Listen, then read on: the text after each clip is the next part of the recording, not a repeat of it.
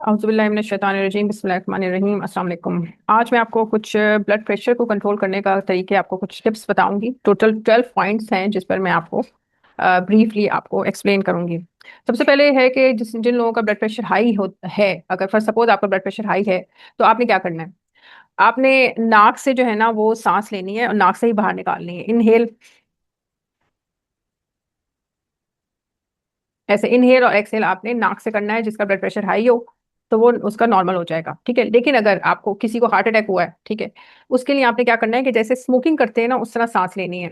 Smoking में क्या होता है कि मुंह से जो है वो, नाक से आपने सांस लेनी है और धुआं, आपने जैसे धुआं निकालते हैं ना स्मोकिंग वाले, मुंह से धुआं निकालते हैं, उस तरह आपने भी धुआं निकालना है मुंह से, ठीक है। तो इस तरह अगर हार्ट अटैक का है खदशा या किसी को हार्ट अटैक हुआ है तो उससे कहो कि इस तरह सांस ले, ठीक है।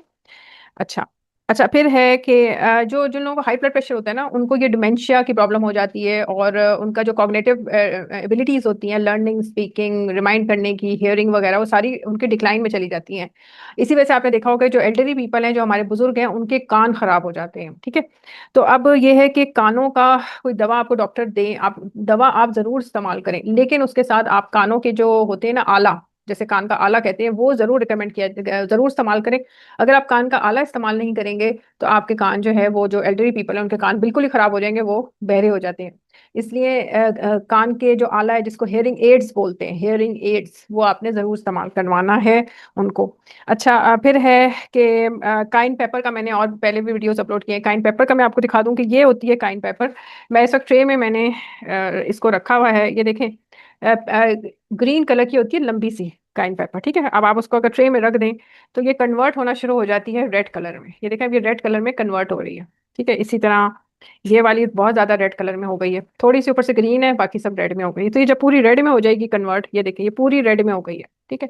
ये जरा ड्राई हो जाएगी, इसका पाउडर बना के मैं रख लूंगी और इसको आप खाना खाने से 1 घंटा पहले, खाना खाने से 1 घंटा पहले आपने 1/4 चम्मच, 1/4 जो होता है, ठीक है, 1/4 टेबल स्पून आपने लेना है और उसको आपने 3/4 गिलास पानी में घोलना है। चौथाई, 3/4 होता है कि यहाँ से लेके यहाँ तक पानी आपने भर लेना है। उसके अंदर 1/4 आपने ये पाउडर डालना है काइन पेपर का, ठीक है। इसको हरी मिर्च, लंबी वाली हरी मिर्च को कहते हैं काइन पेपर। ये डालना है और आपने 1 घंटा पहले खाना खाने से आपने पी लेना है। उससे क्या होगा, एक तो आपको हार्ट की कोई प्रॉब्लम नहीं रहेगी, और जिन लोगों को एसिडिटी की प्रॉब्लम है, जिनको मैदे में अल्सर है ना, उनका मैदे का अल्सर भी ठीक हो जाएगा, ठीक है। इसके अलावा और भी बहुत सी प्रॉब्लम है, लेकिन मेन आपको मैंने ये इसका रेमेडी बता दी काइन पेपर की। फिर आपने टमाटर खाना है, टमाटर बहुत अच्छा है। टमाटर आपके डायरेक्टली तो ब्लड प्रेशर को कंट्रोल नहीं करता, लेकिन इनडायरेक्टली ब्लड प्रेशर को ये कंट्रोल करता है टमाटर, ठीक है। और हार्ट के लिए बहुत अच्छा है, तो इसलिए आप टमाटर खाएं रोज का। दिन में का एक सिर्फ टमाटर मैं आपको कहूंगी कि एक टमाटर आप जरूर खाएं। अच्छा, फिर है कि ईसीजी जो है ना, उन लोगों को रिकमेंड करते हैं जो लोग 40 से अबव हों, या जिनको चेस्ट पेन हो। चेस्ट पेन, ऐसा पेन जो कि खत्म ना हो रहा हो, जो कि आराम करने से भी खत्म ना हो रहा हो, ठीक है। इंसान को कहते हैं आप आराम करें, आप लेट जाएं, फिर भी चेस्ट पेन खत्म ना हो रहा हो, तो इसका मतलब है कि इस ऐसे शख्स को या तो एंजाइना का, उसे कहते हैं एंजाइना का अटैक हुआ है ऐसे शख्स को, ठीक है। तो उसके लिए क्या करना चाहिए कि हमें अब ईसीजी जो है वो रिकमेंड करते हैं ऐसे लोगों के लिए। और जिनको जो है वो अगर इनको ना जब ये जो जिनको कार्डियोवैस्कुलर डिजीज हो जाती है, जिसमें कार्डिक इस्कीमिया है, एक डिजीज का नाम है कार्डिक इस्कीमिया।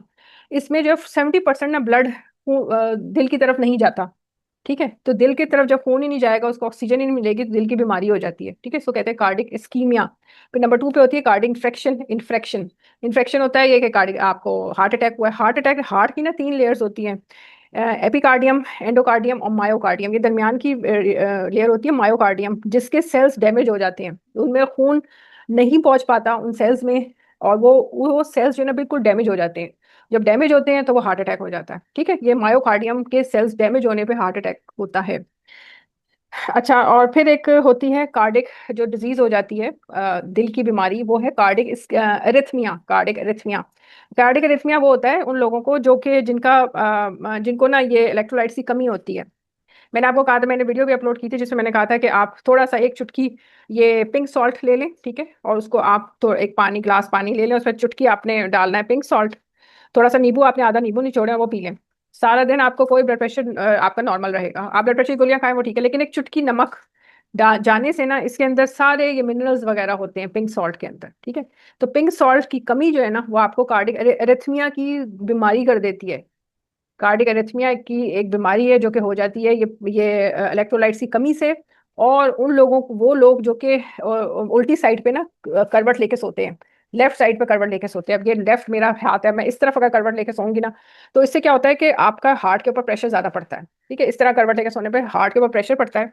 और आपने देखा होगा कि जो आप बहुत देर तक अगर इस तरह सोते रहें लेफ्ट साइड पे, और फिर आप जब आपकी आंख खुले तो आप सीधा मुंह करते हैं, तो आपकी हार्ट बीट आपने नोट किया होगा, बड़ी पेल्पिटेशन आपकी बहुत तेज होती है, हार्ट बीट थक थक थक थक थक थक थक थक दिल कर रहा होता है, बड़ी देर तक दिल धक धक करता है। फिर आप उठ के जो है वो पानी पीते हैं, ठीक है, पानी पीते हैं तो फिर थोड़ा सा वो हार्ट बीट आहिस्ता आहिस्ता खत्म हो जाती है। लेकिन अगर आप राइट साइड पे सोएंगे ना, और आपकी आंख खुले रात को, आप राइट साइड की करवट लेके सो रहे हैं, तो उस पर ब्लड प्रेशर जो है ना हार्ट पे कम पड़ता है। ठीक है, जब प्रेशर कम पड़ेगा तो जब आप सीधे होकर आपकी आंख खुली, आप सीधे हुए ना, तो आपकी पेल्पिटेशन जो है ना, पेल्पिटेशन का मतलब है दिल की धड़कन, तो धक धक धक धक पेल्पिटेशन, दिल की धड़कन कम होगी। आपको फील ही नहीं होगा कि मेरा दिल धक धक धक धक धक धक धक धक करके धड़क रहा है, आपको नहीं होगा। ठीक है, लेकिन उल्टी तरफ जो लोग देर तक सोते हैं ना, फिर वो सीधे होकर जब उठते हैं, आंख खुलती है ना रात को, फजर के टाइम पे आंख खुली, तहज्जुद पे आंख खुली रात के टाइम में, तो उनका दिल तेजी से धड़क रहा होता है, थक थक थक थक थक थक थक थक। फिर वो उठ के घबराहट में पानी वानी पीते हैं। ठीक है, तो ये है बात, इसलिए सीधी तरफ आपने करवट लेके सोना है। अच्छा, अब फिर है ये जो ईसीजी हम करते हैं ना, ईसीजी करवाते हैं। ईसीजी से क्या होता है कि जब ईसीजी आता है, उसकी रिपोर्ट आती है, तो हमें ये भी पता चल जाता है कि हमारे जो ब्लड प्रेशर की जो दवाएं हैं वो क्या हमारे हमें फायदा दे रही हैं या नहीं दे रही हैं। इस इसका भी पता चल जाता है ईसीजी से। ठीक है, ईसीजी हमें दिल की बीमारियों का भी बता देता है कि किसी को दिल की हार्ट की प्रॉब्लम है, वो भी ईसीजी बता देता है, ईसीजी रिपोर्ट। और ईसीजी रिपोर्ट ये भी बता देती है कि ब्लड प्रेशर की जो दवाएं हैं वो कितना हार्ट के लिए फायदा कर रही हैं, ये भी बता देती हैं। ठीक है, और इलेक्ट्रोलाइट्स की कमी है क्या है वो भी ईसीजी से पता चल जाता है। इलेक्ट्रोलाइट्स के लिए मैंने आपको यही कहा, पिंक सॉल्ट आप सुबह नींबू निचोड़ के वो पी लें, इलेक्ट्रोलाइट्स की कमी नहीं होगी तो कार्डियक अरिथमिया की प्रॉब्लम नहीं, वो बीमारी नहीं होगी। ठीक है, कार्डियक अरिथमिया वो होता है जिसमें या तो स्लो हार्ट बीट होती है, या बहुत फास्ट हार्ट बीट रहती है, या फिर इरेगुलर हार्ट बीट होती है।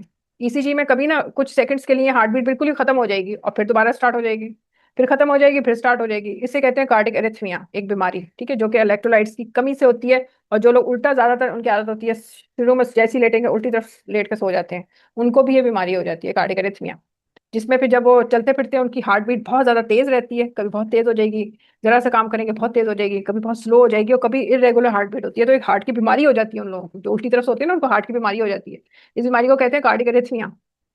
अच्छा, अच्छा, अब ये है कि जो लोग स्ट्रेस में रहते हैं, जो लोग सैडनेस फील करते हैं, ठीक है, उनको भी ये उनको जो है ना वो हार्ट का जो अटैक का जो खदशा है ना वो 25% ज्यादा होता है। जो लोग डिप्रेशन में रहते हैं, जो लोग उदास रहते हैं, मुस्तकिल स्ट्रेस में क्या होता है कि एक हार्मोन हमारे ना बॉडी में सिक्रीट होता है कुदरती तौर पर, नेचुरली, जिसे कहते हैं कॉर्टिसोल हार्मोन। ठीक है, इसको स्ट्रेस का हार्मोन भी कहा जाता है। इस हार्मोन को क्या कहते हैं? स्ट्रेस का हार्मोन।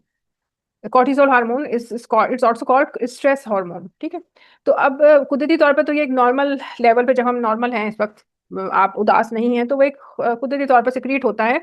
और ये हमारे ब्लड प्रेशर को भी कंट्रोल करता है, हमारे शुगर लेवल को भी कंट्रोल करता है, हमारे और जो जिस्म की सिस्टम है, ऑर्गन्स है, उनके सिस्टम को कंट्रोल करता है। ठीक है, लेकिन जब इंसान परेशानी में चला जाता है ना, इंसान बहुत अरसे तक रेगुलर, मतलब कि कंटिन्यूसली वो एक उदास है, ठीक है ना, बहुत परेशान है, उदास है, उसे कोई गम लग गया है, उसे कोई परेशानी लग गई है, ठीक है, मुस्तकिल मुस्तकिल परेशान, मुस्तकिल गम, उससे क्या होता है कि कॉर्टिसोल लेवल जो है ना, बजाय नॉर्मल सिक्रीट होने के ना बॉडी में, जो कि नॉर्मल सिक्रीट हो रहा था, वो ज्यादा अमाउंट में सिक्रीट होना शुरू हो जाता है।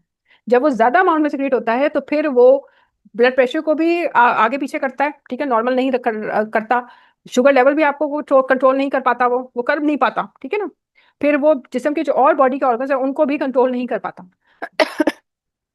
और फिर ये जो ऑर्गन्स है जब कंट्रोल से बाहर हो जाते हैं, तो जाहिर बात है कि फिर हमारी बॉडी को नुकसान होना शुरू हो जाता है। इसलिए कहते हैं कि जो लोग उदास हों वो उदास ना रहें, अपनी परेशानी को अल्लाह पे छोड़ दें। ठीक है, अल्लाह पे छोड़ने से ना, आप सोचें कि आपकी परेशानी वक्ती तौर पे तो ठीक नहीं होगी, लेकिन अल्लाह पे भरोसा रखने से परेशानियां कभी ना कभी ठीक हो जाती हैं। वो कहते हैं ना कि अल्लाह के हाँ देर है अंधेर नहीं है। ठीक है ना।